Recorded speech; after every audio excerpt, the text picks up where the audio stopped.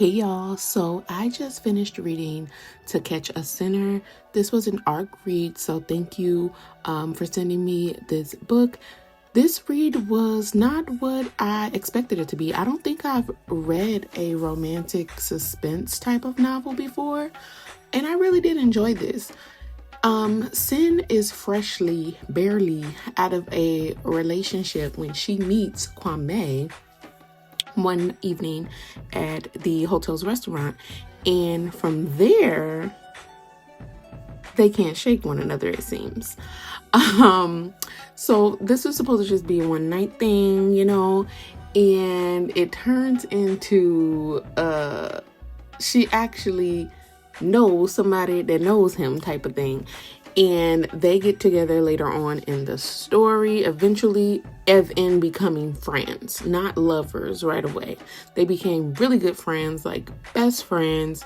I feel like they met each other at a time in their lives where they both kind of needed something from the other person, friendship wise, to be able to put up that mirror for each other so that they can realize the things that they may have needed to change within themselves and really determine what it is that they wanted for their futures, because they come from Ghanaian backgrounds.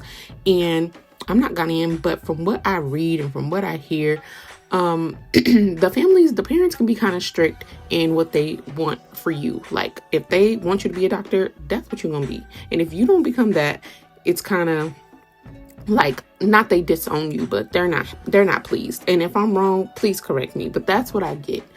So just navigating life, even though they're fully grown, navigating life and what seems to be trying to find themselves while pleasing their parents at the same time. Sin has a career as a journalist, and first of all, I didn't realize how dangerous being a journalist could be, because I'm like, girl, what are we doing? You are not the FBI. But she's on a case or a story where she's trying to uncover who stole these artifacts from a museum, and it gets very sticky. The lines start to blur, even though she didn't realize that the lines were blurring. And the person that she's after, Kwame, knows somehow. I'm just gonna say that he knows somehow. And yeah, things get a little sticky, but right where it gets very sticky, the story kind of just ends. So I'm guessing it's gonna be a part 2 of this book because of the way it ended. It ended on a huge cliffhanger, and I'm like, girl, what are we doing? What is this? But if there is gonna be a book 2, which I'm assuming because this says book 1, I can't wait to find out what's next, because I need to know, did Sin know that Kwame knew this person that she was after? I don't feel like she did. If you read this story, let me know. I don't feel like she did. I feel like this is all just one big coinky dink.